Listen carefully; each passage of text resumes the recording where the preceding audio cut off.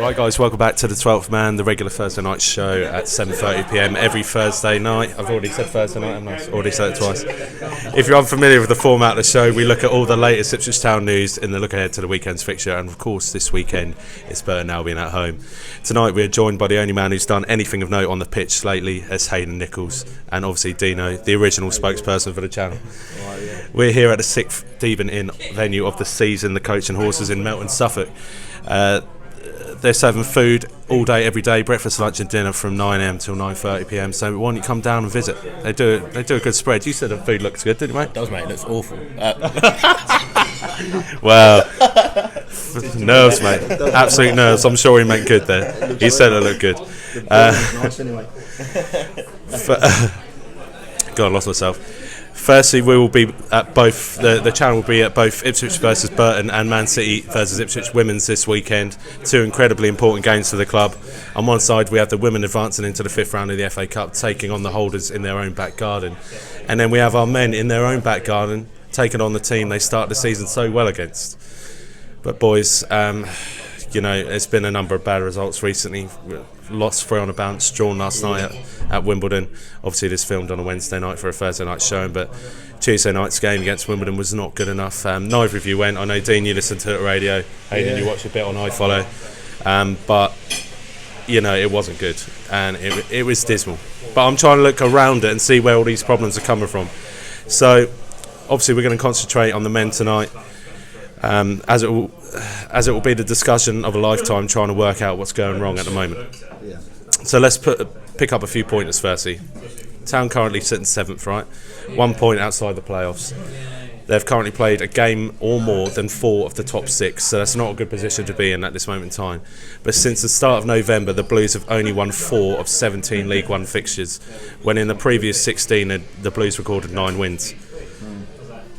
They have only triumphed against one of the current top 10, and that's Fleetwood. The Blues seem to be in a state of array, and when it really matters, haven't come up with the goods. So maybe tonight we'll dissect it through simple stats that tell a story and then cast our view on it. So boys, I want to put the first one to you, the first point of raise tonight. The Blues have scored only twice in their last 5 games. Compare that to Peterborough, who've scored 16 in the same amount of time. You can see where the problems are coming from. You would have to attribute any lack of form to our inability to score goals. Would you agree with that, Dean? Definitely, yeah. I think Norwood and Jackson, I think they've gone off the boil, haven't they, just lately? And I think you just got to look at Peterborough. They've actually invested in a bit of creativity, haven't they? With I can't pronounce his name. What's that? Smodics. Yeah. You think we've got nobody in the January window. We're relying on Keane, Norwood, Jackson, Freddie Sears. But yeah, I don't. They seem to have gone off the boil, haven't they? Yeah. For some reason. Are we creating enough for them though? That's the thing. Is the creativity there to give them the chance to score? But when they've been having chances, they've missed them, haven't they? Yeah, I'd argue we've got creative players, ones that can play down the middle, but we've got nothing on the wings, have we, at the moment? And I know you said there Smodic is a winger. Apparently Town didn't want him because he was too active on social media. I mean, I can understand that to a point, but Hayden, would you agree with that, mate? Yeah, I do obviously get that social media is an influence, but if he is like that way, that's his personal choice. Yeah. And I don't think it would affect the team, I don't think, in any way positive at all. But obviously Lambert's seen that, and he's gone to Peterborough and started flying, and we're lacking goals. Whether it's confidence or it's just inability to put the ball in the net, no one really knows. I think we struggled all season, boys. I don't think we scored a hat full of goals. I mean, there's probably, I said this the other day, 3 occasions where we've maybe outplayed a team and scored many goals. What, Tranmere, Shrewsbury, and Accrington at home. They're the only 3 games this season where we've really... You've got to take Bolton out of the equation because we played against their kids. Right, do you know what I mean? And we were going to win heavy in that one, but... we've got to do more than that, haven't we? Yeah, we don't score enough goals. Well, when the season started, we were talking in the car on the way up here, me and Haydn, saying about when we started, we flattered to deceive really. We were getting 1-0s. We were quite solid at the back, but 1-0s we were sneaking results, weren't we? Yeah. But I was never convinced, and we were all thinking, that we're going to improve. We're going to suddenly hit the ground, start flying, but. We haven't really. We've been stop start all season, haven't we? We've hung in there. We're still in with a chance. 13 games to go, but we're not very convincing, are we? No, not at all. I don't think. I agree with that, but I've been saying this all season. Flat, you said it right there, flat to deceive. It's not really been a game this season, mate, where it's really caught my eye and thought, yeah, Ipswich Town are going to run away with this here. We've played well for 90 minutes. I don't think I've seen that at all. No. We've played well for 45, maybe 60 minutes, but most of the time it's 30-minute spells in the middle of the game or the start of the game, and it's not good enough because if a team defends and sits back and just sustains that period, then they can go on and win the game or draw the game against us, and it's right. I flat. mean, it's so flat, and that leads me on to my next question. That will keep the conversation going. I mean, Tuesday night's draw against Wimbledon was the 5th time Ipswich Town drawn 0-0 this season. The others coming against Wycombe, Gillingham, Doncaster, and Oxford. Are we going to be ruined missed chances this season, boys? Because that's 5 games we could have won 1-0. You know, you say flat to deceive. We should be winning games like that. We'd take, if that meant going up, we'd have taken 1-0s. Arsenal done it. I'm not comparing us to the great Arsenal sides, obviously, but they won a lot of games 1-0, didn't they? Yeah. And you'll take it as long as you're winning and you're up there. But I think it's frustrating because we're. You look at the squad. Is it good enough? It's okay. Brennan Woolley last night said Wimbledon were poor, we were average, but that's the thing. Are we an average squad? You say that, right? You say that, right? Basically, we'll go for 2 games because we've already covered the rest. But Sunderland was the one, obviously at the weekend, where in that first 45-minute spell, I don't know whether Sunderland were poor and we were average, but we were all over Sunderland, all over them. How we didn't get a goal, it's beyond me. We had chances, but that's what happens when you've got your main goal scorer on the pitch, if you ask me. I think there's a problem there. Would he have scored? I don't know.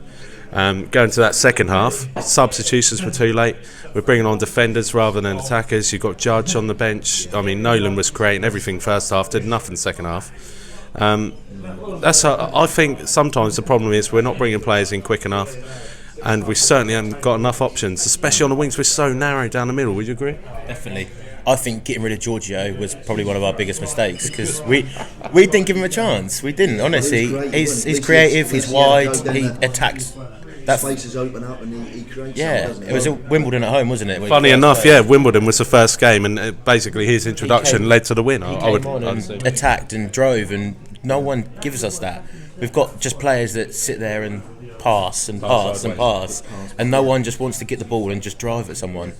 And that's sometimes what you need, we can't pass the ball into the net. Like you said, I heard you say that before, Dean. Can't pass the ball into the net. We do overplay it, don't we? Yeah. It's great, obviously the old Mick McCarthy days where it was dire, wasn't it, watching the hoof ball with Mick, but at least we try and play possession football, but we're not Man City. We pass it, and it's good to see passing, but where's the end product? It's just that end product is sort of missing, isn't it? I think we miss Kane Vincent, don't we? It's a big miss, and when Garbutt's not playing, we lose that creativity. But I think we're going to go into players that are missing that in shortly, but it just bothers me that we struggle against these teams. I mean, Wycombe aren't the team that everyone thinks they are at the top. Both games against them, we outplayed them and didn't get anything from that game.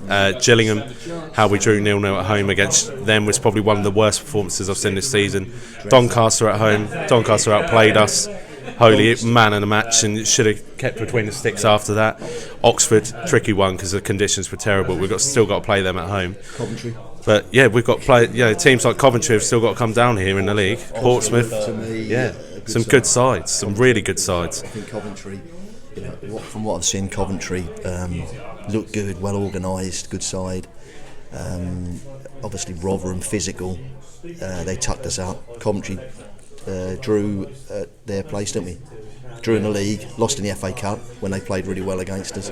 Coventry, then you've obviously got Peterborough look to be flying at the moment, banging their goals in. So it's a bit of I think, I'm there starting to think, well, we just got to get in the playoffs. Top 2. I haven't totally given up, but the way we're playing doesn't give you confidence that we're going to actually get in the top 2 now. Yeah. But 13 games to go, so still, there's still hope, isn't there? Yeah. Well, people would have watched the matchday vlog last night and would have seen the dejected group of us after the game, and I said we get this PR bullshit come out after the game. To be honest with you, it was. that Connor Wickham link was the final straw last night. Absolutely, I was livid when I heard that.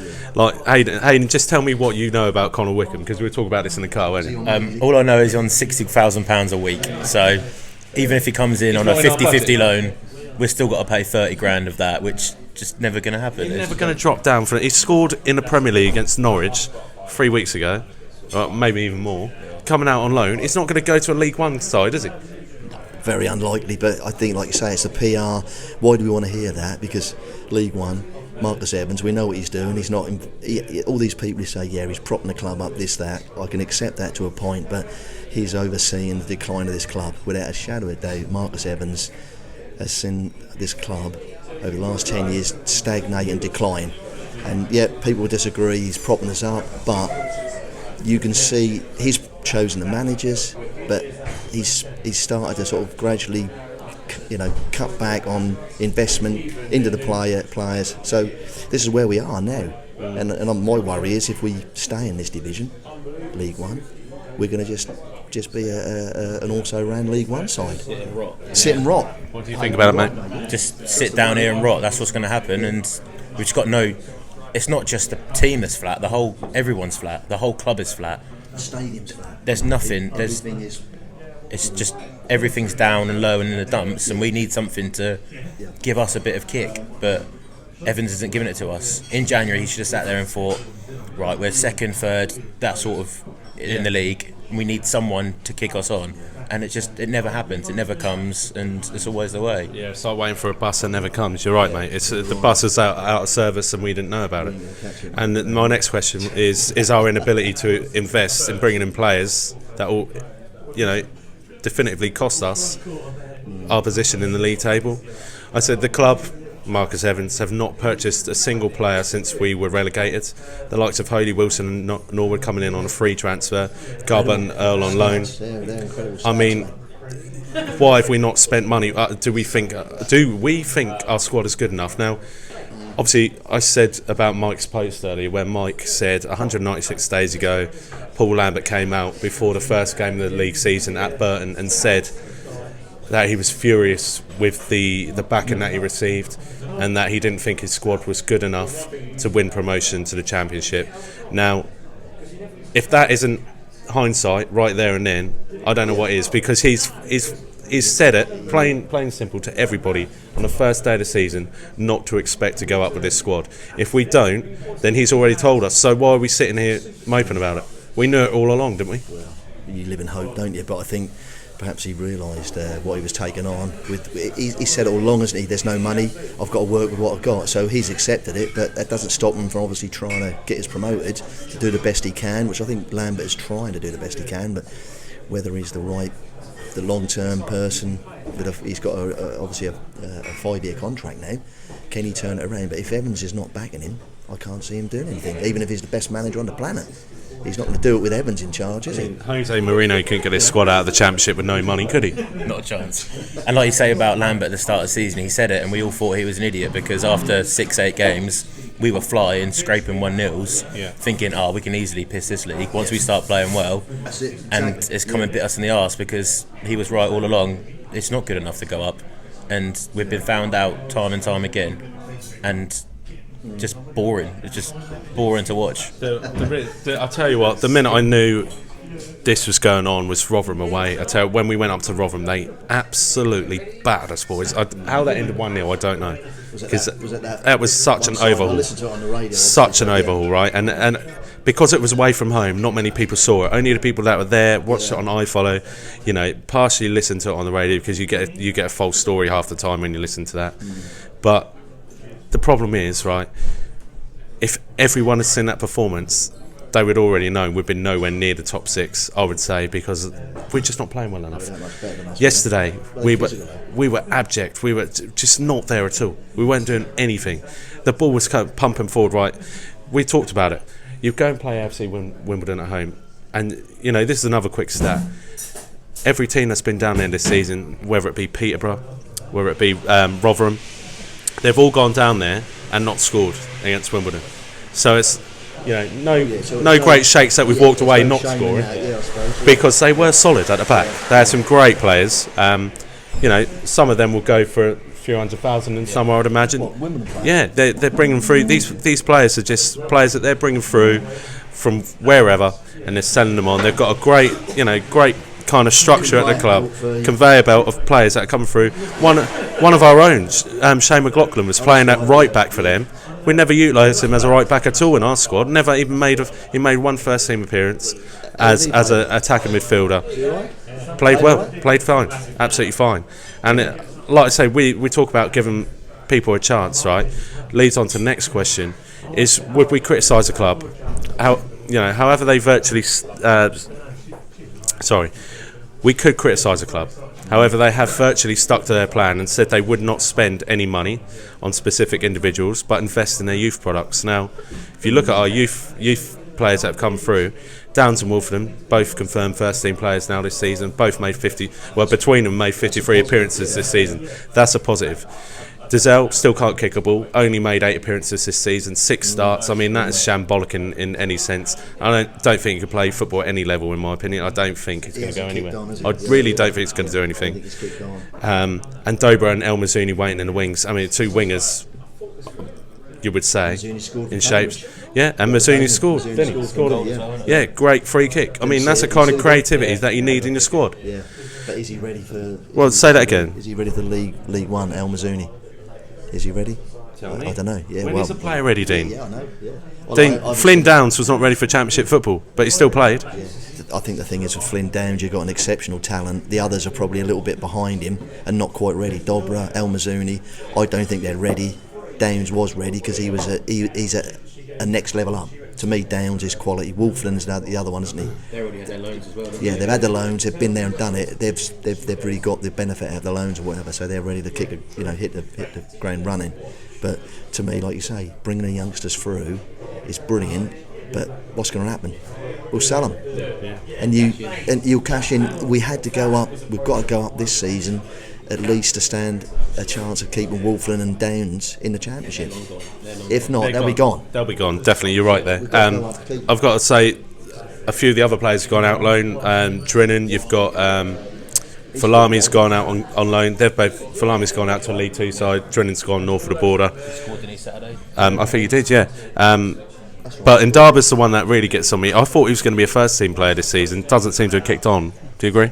There's got to be something at the training ground. I think the reason why he's not playing, because it's one of them things, if you stick him in and he doesn't play very well, people will be moaning that why aren't we playing the regulars that are proven. So I sort of get where Lambert's coming from by not picking him and playing him, because it's one of them risks. It will either pay off in his favour or it won't. So, but now it's got to that stage where if he does play him and he does shine, it's sort of like, why haven't you done this sooner? It's a bit late now. So it's... I mean, I think there was... we went to an under-23 game. I think it was just the night before I had the Norwood interview. Can you remember? And Troy got done for the paper aeroplane. Yeah, and Troy got done for throwing a paper aeroplane. Yeah.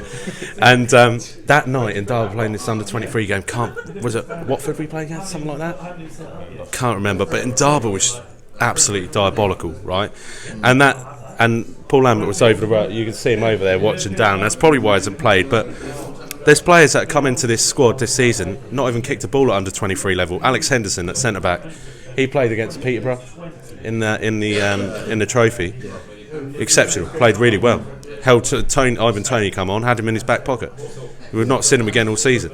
I mean, these players are ones you'd expect to come up next season, but are they going to have a platform to play on? Like I say, the conveyor belt is, in League One. I think there's more players ready to come through, and I think the academy is producing, isn't it? The academy is producing players, but can you keep them long enough for us to get promoted and to move on? Obviously Evans is saying the 5-point plan or whatever it is. Not going to spend much money, produce our own, try and buy.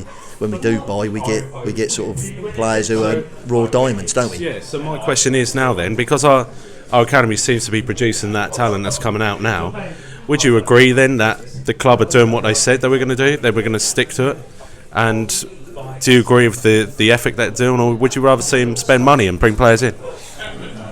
I don't know. It's a catch-22, isn't it? You say bring the youth through. That's a good idea, but then you get to this position, you're like, Evans, spend some money.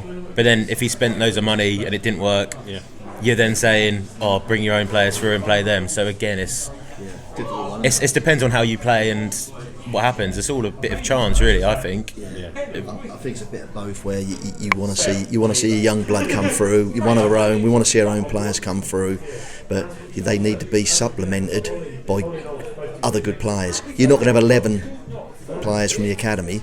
You have produce 3 or 4. The thing is, you've got to have a good enough team that you produce a few of your academy boys. They come through. You can afford to sell one every now and again, like a Kieran Dyer type situation, and then you go and reinvest it and buy a player that helps you get up, like we've done with George Burley. But we're not doing that because we're not buying that level of investment there. We're not going out and spending a couple of million on players, are we? It's just peanuts. The likes of Downs and Wolfen, and say we stay down this season, that'll be on the next question. But say we stay down, Downs and Wolfen are going to make sure that this club continues at this level at least through investment. We'll sell him, we'll get the money for him, then we'll pump it back into the club. Doubt we'll spend it. I mean, look at the Bill Kowski money, 900 grand. Where's it gone? I know we only got a part payment of it, but we could have spent that on somebody. It's propping us up, isn't it? Because obviously we've lost. How much do you lose when you come into League One to start with? And net 9 million. Well documented. That's 9 million. 9 million. Just don't know, do you? So Marcus has covered that. At the end of the day, Marcus is keeping the club afloat. So I thank you for that from that point of view. But if this club's going to go anywhere and it's going to move forward, it needs a bit more investment on the playing side, doesn't it? And I can't tell him how to spend his money, but the academy is not going to do it, is it? It's not going to give us. It's not the be all and end all. I'd argue that Paul Hurst had a lot of money to spend and spent it on what I would say is decent players. I wouldn't argue that they're poor players at all. I've seen enough quality from them players to say they are good enough to play at this level. But boys, next question is: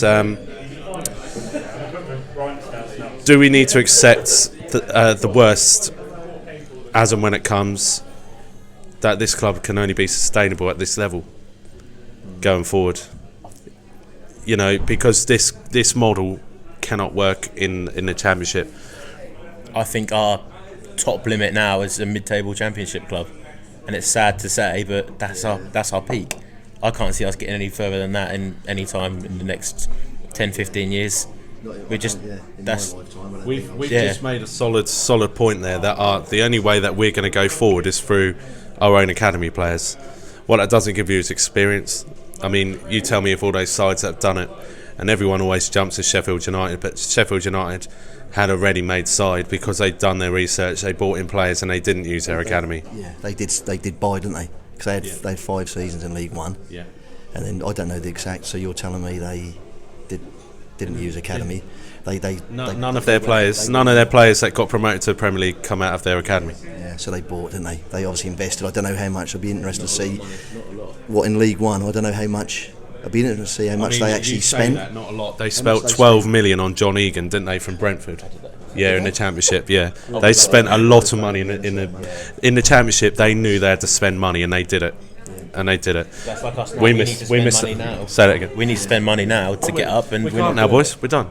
Transfer window's done. We can't spend any money, can we? We're ruining missed chances. This is what I keep going on about. We should have spent money when we had the opportunity. We've not done it now. We need to push on. But boys, I'm just going to talk from my point of view now, right? So first and foremost, I'm 100% an Ipswich Town fan. I live and breathe the game as much as the next person. This guy over here, this guy over here. I not only make a living out of following the Blues, but thoroughly enjoyed the season up until this point yesterday. The last 4 games have been unbearable. Getting battered by Peterborough, slaughtered by Rotherham, flopping against Sunderland and cowering against Wimbledon have virtually got me to breaking point, okay? I intend to go to every league game this season, but I tell you, it's testing me beyond compare. I don't think... The thought of going to Blackpool in a couple of weeks has really just put me down and dumps me. I feel for you. The fans that go away, I really feel for them because our support is fantastic. And this was going to be a League One tour, wasn't it? A League One, Vista League is going to be that, but it hasn't turned out that way. Don't give up hope yet, because I'm still, glass half full. We could get in the playoffs. Top 2, I think, is beyond us. But yeah, let's hope we can, at least get in the playoffs, have a trip to Wembley. But longer term, fingers crossed. They've all got a bad patch to go through yet. Yeah. But talking about going to games, somebody who can't attend any up and coming home games all fixtures. Who's that? Who can't do that? He's sitting right beside me. It's Haydn Nichols. Mate, tell us your story. Just a bit of an idiot, really.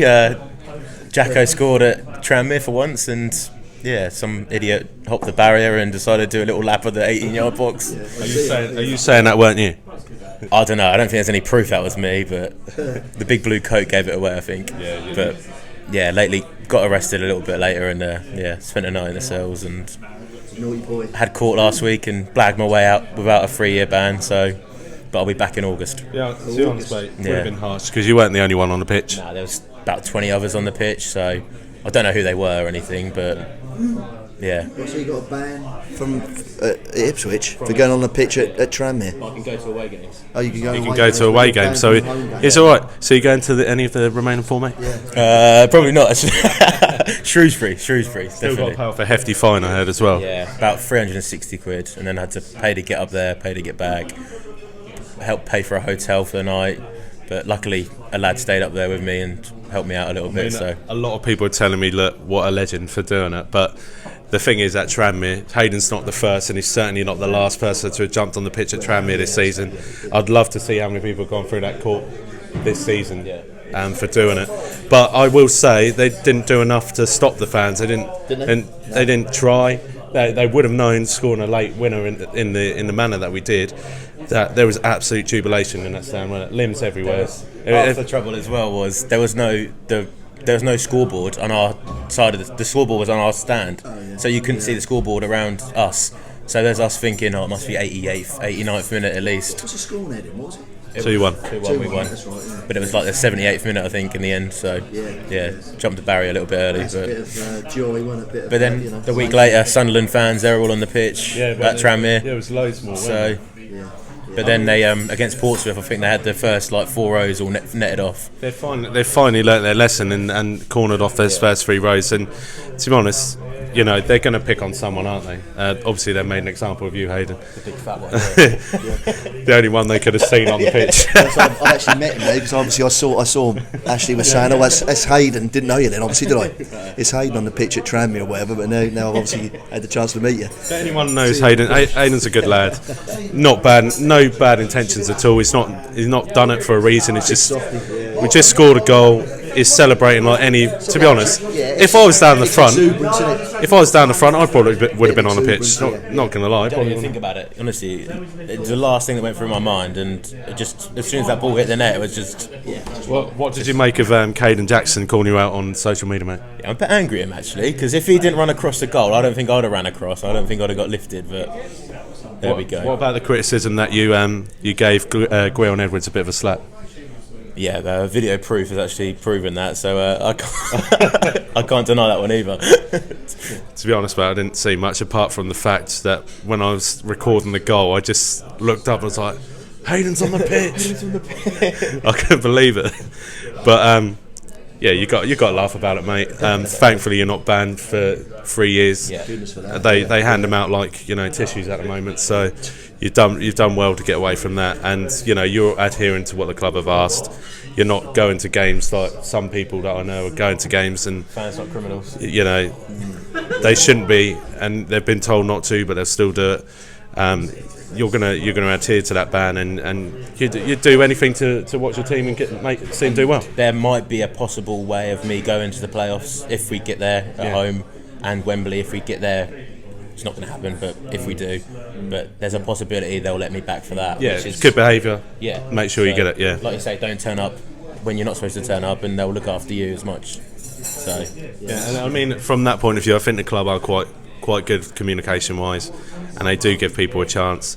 Haydn, your chance was up, mate, when you got on the pitch, but you've dealt with them. I think, like I say, the thing is, we're all sort of really a bit down in the dumps about the possibility of our team going up. Yeah, we're passionate about Ipswich Town, but I think I still like Paul Lambert. I like the way, I've got to give the bloke total respect, the way he's connected with the fans and the way he actually respects the traditions of this club. Mick McCarthy thought he was bigger than Ipswich Town, but Paul Lambert, I'm prepared to give him a bit longer, because I think he does respect the history and the tradition of this club, and he's connected with us, and he knows what a big club it is. I think he knows what a job he's got. His hands are tied. Evans is not going to give him any money. Whether he can get squeeze more out of him over the next 4 seasons, wherever we are, but it's going to be tough, isn't it? Because Evans he's not going to budge, is he? Well, we've met him personally, haven't we? We've had the pleasure of meeting him, on a number of occasions, mate. And he's a solid bloke, and for that, because he's been so kind to me, kind to us, kind to the fans that put a lot of effort into, producing banners, what have you, for the team, supporting the team, and they always support the team. I will give him as much support until the day that he goes, because it's done enough for me anyway, personally. But I look back to the period between relegation this new season, and they asked us personal questions. Whether or not that meant their decision was based on that, I don't know. But they would come up and say, look, what do you think about season tickets? What do you think about this? What do you think about that? And that makes you feel like you've got an opinion, rather than answering a poll that 16,000 other people are answering. Do you know what I mean? And they've given us more as a management team than anyone has in the whole time that I supported Ipswich Town. Can you remember a manager that's ever done that to you? No, well, we went to the the supporters do AGM, didn't we? When they were actually announced as Lambert and his the other guys, what are their name now? Stuart Taylor. They were all up there, weren't we? We were there, weren't we? That was like, we thought this was the dawn of a new era coming in, but they've crossed a lot of bridges. They've done a lot of good things, I think, with the building the bridges with the fans and the history of the club. That's brilliant. Just got to hope that he can do it on the pitch, but I think his hands are tied. In a lot of ways, fans think he's got a tough job because he hasn't got. Evans is just not backing him. Yeah. He's got to make do with the youngsters and mould together a side that was basically a side that got relegated. Yeah. A Paul Hurst, a lot of those they're a failed team, aren't they? In a lot of ways, he's got to try and bring them back, get them playing again, and it's very difficult. But is the squad good enough? People say we should piss the league with this squad, but I don't know. Dean, what you've just said there, mate, is explained the contract situation. Yeah. Paul Lambert is a manager of a sinking ship without any investment. Okay, that's why he wanted a new contract. That's why he had all that, all those comments before. I think just before Christmas, just before the transfer window, I think it was. That's why he said the things he did, and that's why he got a new contract. That is the reason he was given a 4-year extension, because he's accepted it. They've made it attractive for him to stay. They have had to do that. There's no other way around it. He's probably got a good deal, isn't he, for a 4-year extension on his contract. He's got a good deal. He's going to get good money. And you've got to get the best. You've got to pay the best. Is Lambert the best manager out there we could get? He's got a track record. He took the budgies up, didn't he?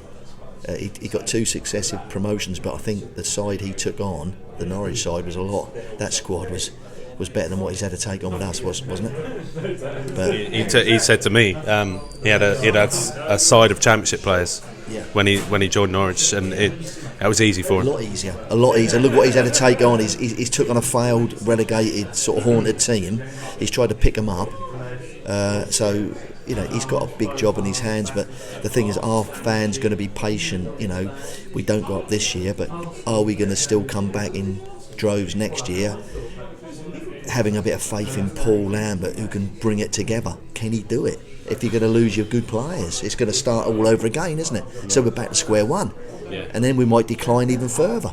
That's what the fans are worried about. Who are we going to get as well if we get rid of him? You're right, boys. Who are we going to get him? We could talk about this all night, but we need to look forward to Burton, because this is essentially what we're here for tonight. So look ahead to the weekend. Burton Albion come down Portman Road this weekend, and Town need to get a win. Obviously, we need a win. Burton Albion fixture is the first of a 5-game haul between now and the 7th of March, in which Town play 4 times at home. This, before any of them, is a must-win. We need to win this one. Burton have failed to record a win in the last 5, drawing against Accrington, Wimbledon, Gillingham and most recently Oxford, whilst losing to Rotherham slap bang in the middle of those fixtures. They have, however, scored nearly quadruple the amount of goals Town have scored in the last 5. Well, I say quadruple, 7 goals. So they have so far this season only recorded 5 away wins, most notably against Sunderland and Bolton. they are dangerous and they can score goals, featuring 11 different goal scorers in the league this season. To put that into context, Town have only had 12 different goal scorers. So the team currently sitting 5 points behind the Blues, and Town's home form this season has been abject at best, and not the form you expect from a team which dubs not gaining promotion as a failure. With only 5 wins, 5 draws and 3 losses at home this season, the remaining 9 games provide an opportunity to get away from that form and push for promotion. So, boys, firstly, and if we can keep it short, what do we expect from Saturday? I'll start with that. We expect them turn up, 10 men behind the ball, as a lot of teams have, and I don't blame them, to be fair. You come to a big ground, you sit 10 men behind the ball, work hard, off the ball, on the ball, and I think they'll probably get a draw out of us, to be honest, because we're in, I keep saying it's boring and flat. There's nothing there to give us something, and I can't see us beating them, to be fair. And if we do, it'll be sloppy and scrappy. And I think the fans are going to be quite abusive at the weekend. I think this could be the one, couldn't it? I think this could be the game where it all turns sour. I hope not, Ash. But I think the thing is, I'm not going there. I'm going there thinking we need a win. I'm thinking we've got to get a win. We're at home, but I'm thinking I'm not going to make any predictions at all, because this season we've been let down so many times, and especially like you say, where's Fortress, Portman Road, Pompey, Fratton Park? They might not still might not go up, but they don't lose at Fratton Park, do they? And we have not took advantage of our 21,000 whatever it is at Portman Road. We haven't took advantage of that, and we've flopped at home, and that's the reason if we don't go up. It's because of our home form's been crap.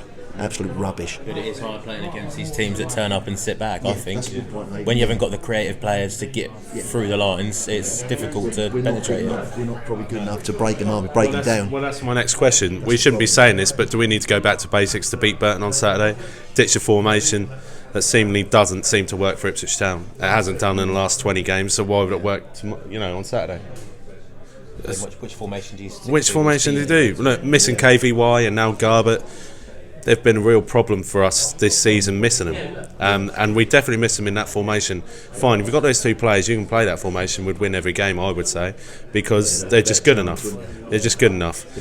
But wingers rather than defenders. Yeah, they are wingers rather than defenders, and we could do fine with 3 defenders at the back. But there's questions at the moment. Norwood dropped for 4 games in a row, despite being leading goal scorer, scored 11 goals this season.